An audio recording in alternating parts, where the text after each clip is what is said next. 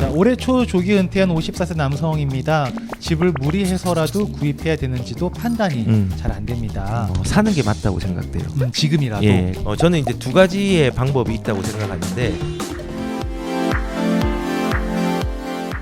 자, 이제 지난주에 저희가 사연을 좀 받았는데 일단 오늘 세 가지의 사연이 왔는데 첫 번째 사연부터 여러분 같이 보면서 같이 공유를 좀 해보도록 하고요. 아마 이 사연 얘기 들으시다 보면 아, 나도 저거랑 비슷한데 라고 생각되시는 분들이 있을 수도 있으세요. 그러면 참고해서 본인의 부동산 관리에 좀 도움 되셨으면 좋겠다 라는 마음으로 준비한 코너입니다. 자, 요거는 제가 또 한번 질문을 읽어보도록 하겠습니다. 자, 올해 초 조기 은퇴한 54세 남성입니다. 갑자기 은퇴를 하게 되니 계속 오르는 집값이 부담은 되고 매년 오르는 상황에 어찌할 바를 모르겠습니다. 전세 기간은 아직 1년 반 남아 있으나 집을 무리해서라도 구입해야 되는지도 판단이 잘 안 됩니다. 또한 아들이 올해 취업을 했는데 서비스업이다 보니 출근 시간이 일정치 않아 지하철 역세권이 1순위 기준이라고 하십니다. 그리고 수입이 없다 보니 대출을 받아 월세가 나오는 상가주택도 고민하고 있습니다. 세금이나 건보료 등이 걱정되지만 현재 상황에서라도 구입을 하는 것이 맞을지요. 구입을 한다면 지역은 어느 곳이 좋을까요? 가능하다면 2호선 라인이면 좋겠습니다 라고 네. 질문을 주셨습니다. 네, 질문을 잘 주셨고요. 뭐 결론을 말씀을 드리면요. 네. 사는 게 맞다고 생각돼요. 지금이라도. 예, 근데 네. 이제 사는 전략은 내가 실거주로 지금 바로 들어갈 것이냐, 네. 아니면은 실거주가 아니라 지금 레버리지를 이용해서 일단은 지금 전세를 계속 사시고 네. 나머지 돈으로 네. 들어가는 부분이 있느냐로 이제 구분해서 말씀을 드릴 수 있을 것 같은데요. 일단은 여기서 이제 고민을 하는 게 그거 같아요. 고민이 두 가지로 요약이 되는데, 첫 번째는 집값이 많이 올라서 고민이다. 그러니까 그쵸. 거주지에 대한 그 지를 살까 안 살까에 대한 고민이고, 네. 두 번째는 여기서 상가주택에 대한 부분도 얘기를 좀 해주셨어요. 상가주택에 대한 거는 현금 흐름에 대한 고민, 이 두 그쵸. 가지의 고민이 핵심인 것 같아요. 아무래도 은퇴를 하셨다 보니까 네. 매월 들어오는 소득이 끊기셨을 테니. 그렇죠. 그러면은 이제 여기에서 우리가 이제 방향을 잡아야 되는 건요. 그 은퇴를 하셨기 때문에 네. 단순하게 15억이라는 투자 자금이 있어요. 전세금 포함해서. 네. 이거를 엉덩이에 깔고 있는 건요. 음. 내 노후의 삶의 질을 낮게 만드는 경향이 생길 수 있어요. 그렇기 때문에 일단은 은퇴를 고려한다면요. 전액을 시세 차익이 나는 아파트로 접근을 하는 것보다는 네.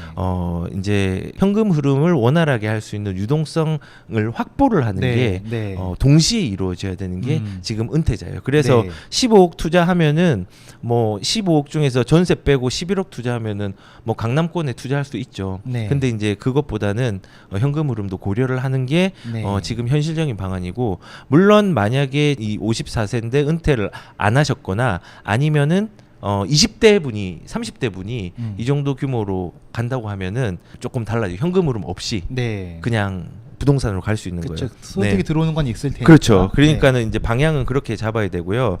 저는 이제 두 가지의 방법이 있다고 생각하는데, 첫 번째는 지금 1년 반밖에 전세가 남지 않았다고 얘기를 해요.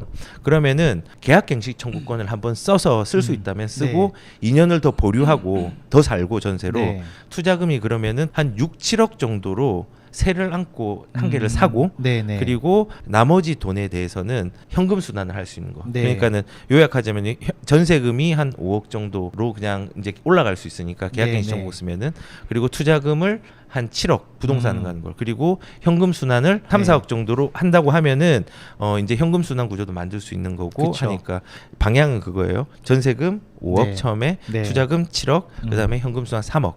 이게 이제 첫 번째 방법이고, 네. 투자처 같은 경우는 요 정도 금액이면요, 송파에 최상급지 말고 네. 송파의 하급지 정도로 이제 투자를 하는 거죠. 거주는 네. 하는 거 아니에요. 네네. 투자만 하는 거예요. 지금 전세를 계속 살고. 네. 그다음에 성동구에도 네. 성동구 옥수동에도 좀 이 금액으로 들어갈 수 있는 데가 있고요. 네. 그다음에 동작 같은 경우, 그리고 강동 같은 경우도 되게 이 많네요. 금액으로 갈 수 있는 부분이 있어요. 그런데 이거의 이제 핵심은 난 지금 전세를 산다. 네. 계약갱식권 쓴다. 네. 그리고 나머지 돈으로 송파, 옥수, 동작, 그다음에 강동 지역에 네. 집을 한 개를 사놓고 네. 나중에 실거주로 들어간다. 그리고 현금 순환을 돌린다. 네. 이게 이제 첫 번째 방법이에요. 되게 괜찮은 것 네. 같은데요. 그렇게 하면은 일단 집값이 조금 더 올라간다 하더라도 부담이 일단은 없어질 거잖아요. 그렇죠. 일단 예. 지금 갭 투자 형태로 잡아놓는 네. 게 될 테니까. 그렇죠. 그래서 네. 이렇게 해서 전세를 조금 그 지역을 계속 살고 싶은 부분이 더 있으면은 이렇게 해도 되고요. 두 번째는 바로 이사 가는 방법이에요. 이거는 실입주를 하는 거예요. 네. 투자로 그냥 사놓는 게 아니라 네. 실입주로 한 12억 정도를 쓰고 네. 금융을 한 3억으로 돌리는 거예요. 음. 그러면 현금 순환도 되고 12억이 되는데 요거는 실거주처는 제가 생각할 때는 경기도로 조금 넘어가는 게 유리할 수 있는 게 분당, 네. 그다음에 서판교, 네. 그다음에 위례, 음. 광교 네. 요렇게가 저는 괜찮다고 생각을 해요. 왜냐하면 지금 투자처랑 지금 실거주처랑 차이가 뭐냐면요. 투자처는 송파도 최상급지면 좋죠. 네. 근데 좀 하급지로 간다 했잖아요. 네. 거주 여건이 안 좋아요. 그리고 성동구도 거주 여건이 좋은 데도 있지만은 조금 인프라의 어떤 세핑이라고 하죠. 네. 그런 부분들이 조금 부족해요. 또 옥수동도 마찬가지고 동작도 강동도 좀 그게 마찬가지예요. 근데 지금 말했던 분당, 서판교, 위례, 광교는요. 세핑이고 네. 실거주로서 되게 부담이 없는 거예요. 음. 근데 여기서 이제 조금 아쉽게 생각할 수 있는 게 2호선 라인이면 좋은데요라고 하면요. 2호선 라인은 광진구라든지 성수동의 구축 중소형도 할 수는 있어요. 할 수 있는데 굳이 이제 2호선 라인을 고집을 하지 않으셔도 될 것 같은 게 은퇴를 하셨잖아요. 네. 그렇기 때문에 그냥 그 은퇴한 삶에서 주변의 인프라를 좀 깨끗하게 윤택하게 쓸 수 있는 대로 가는 게 조금 더 유리할 것 같아서 경기도지만 최상급지로 네. 이렇게 안내를 하는 거죠. 그래서 요약하면 두 가지입니다.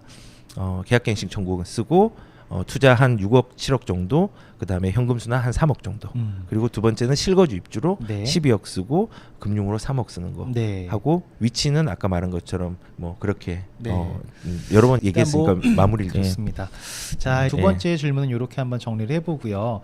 자, 그 다음번 질문을 한번 넘어가도록 하겠습니다. 좀 기네요. 제가 요약을 해드릴게요. 착한 따님이 계세요. 네.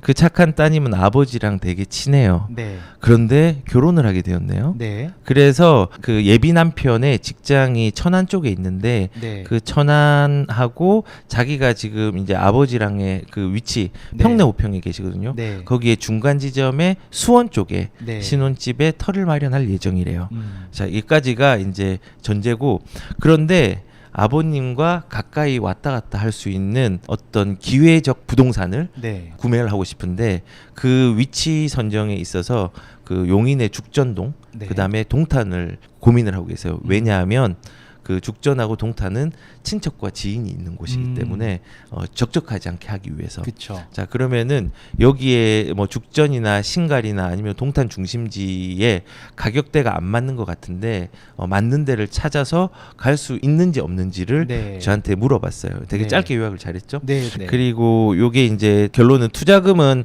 6.5억이고 네. 그다음에 부모님의 실거주의 아파트를 네. 선호를 하는데 결론 말씀드리면 네. 사실 그 동탄이랑 그다음에 죽전 쪽에 네. 가는 거 갈 수 있고요. 여기에서는요. 돈의 가치로만 보는 거랑 네. 그다음에 방금 착한 따님의 마음이 있잖아요. 그렇죠. 이런 거에서 어떤 마음이냐면 아버님이 지인이 있는 곳으로 가고 싶다라고 얘기를 했는데 가치를 조금 어디에 두느냐에 따라서 조금 다를 것 같아요. 예를 들어서 지인을 쉽게 만나고 자식도 쉽게 만나려면요. 네. 분당선 라인에 죽전역을 가야 돼요. 네. 왜냐하면은 분당선 라인은 수원도 지하철 타고 갈 수 있고, 그쵸. 예, 뭐 지인도 이제 만날 수 있으니까는 네. 이거는 지인하고 가족들을 같이 묶을 수 있는 그 가치가 있고요. 네. 그 다음에 동탄으로 가면은 죽전보다는 가치가 더 좋은 데로 가는 건데 네. 교통이 불편해서 이제 가족을 좀 만나러 가기가 아쉬운 부분이 있어요. 네. 자, 여기서 어떤 걸 선택해야 되느냐? 저는 개인적으로는 제가 읽은 그 정서와 제가 읽은 어떤 가치를 보면은 네. 입지 가치는 동탄에 간다고 하면은 제1동탄에 반송역 주변에 네, 이 네. 금액으로 갈 수 있는 데가 있어요. 예, 그 반송역의 위쪽 말고 아래쪽에 있어요. 네, 네. 20평대로 간다면. 그런데 거기가 더 좋지만 그것보다는 가족에 대한 부분들을 동시에 할 수 있는 가치로 가는 게 지금 사연을 보내주신 분한테는 맞지 않을까. 네. 가족들 그리고 지인들 같이 만날 네. 수 있으니까. 그리고 죽전이라는 동네를 접근을 하실 때는 여러 가지를 좀 확인을 해야 되는데 플랫폼 도시라고 이제 용인에서 개발 사업들을 하고 있는 게 있어요. 네. 그거 바로 근처에 있고 그 죽전역 바로 아래가 보정동이라는 데거든요.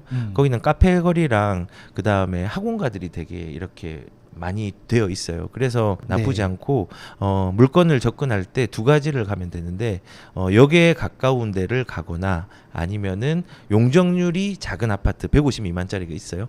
그걸 가거나라고 해서 조금은 투자 가치도 같이 가져가면서 가는 게 좋을 것 같아요. 그래서 저는 부동산에 중요한 게 수요가 있느냐를 네. 봐야 되는데 수요는 학원가라는 수요가 그 주변에 있기 때문에 나쁘지 않고 네. 그 다음에 수익을 봐야 되느냐를 조금 따지면은 용적률이 낮아서 아직은 재건축이 되지 않지만은 재건축에 대한 잠재성이 있는 아파트로 가는 네, 게 네. 좋겠다라는 생각이 들어요. 그게 결론입니다. 마지막 결론 저는 죽전으로 갔으면 좋겠어요. 입지 가치는 동탄이 좋습니다. 네. 하지만은 다른 가치의 관점을 둔다면은 죽전도 나쁘지 않다라고 생각을 네. 합니다.